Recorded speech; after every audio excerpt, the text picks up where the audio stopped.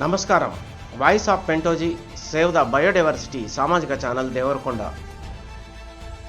వేసవి ప్రతాపం అప్పుడే మొదలైంది. ఉదయం 6 గంటల నుండే ఉష్ణోగ్రతలు మెల్లమెల్లగా పెరుగుతూ ఉన్నాయి.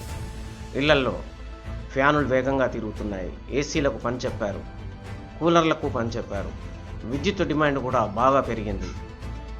ఇదిలా పోతే ఆరోగ్య నిపుణులు, వాతావరణ నిపుణులు చాలా జాగ్రత్తలు వహించవలసిందిగా సూచిస్తున్నారు.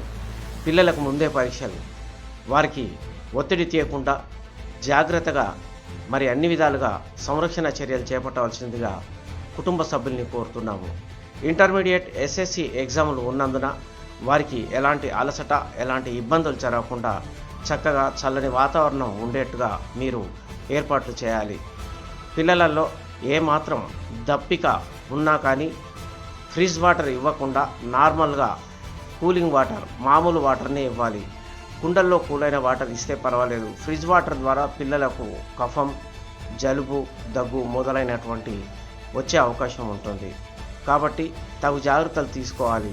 వృద్ధులకు కూడా ఎండల్లో బయటికి వెళ్లకుండా వారికి తలపాగా అలాంటివి వేసుకొని వెళ్ళాలి. ఏదైనా అవసరం ఉండి బయటికి వెళ్ళినట్లయితే తప్పనిసరిగా గొడుగు వాడండి.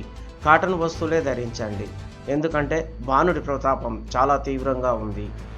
ఆల్రెడీగా మనకు భూ వాతావరణంలో అతినీల లోహిత కిరణాల ప్రభావం చాలా ఉంది. ఎందుకంటే ఓజోన్ పొరలు పూర్తిగా క్షీణించిన సందర్భంగా ఈ పరిస్థితి ఏర్పడింది. దీనికి కారణం మానవ తప్పిదమే.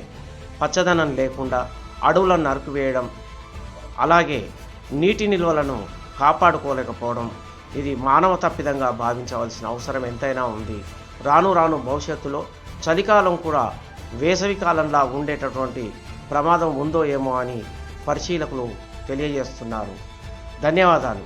వాయిస్ ఆఫ్ పెంటోజీ సేవ్ ద బయోడైవర్సిటీ సామాజిక ఛానల్ దేవరకొండ.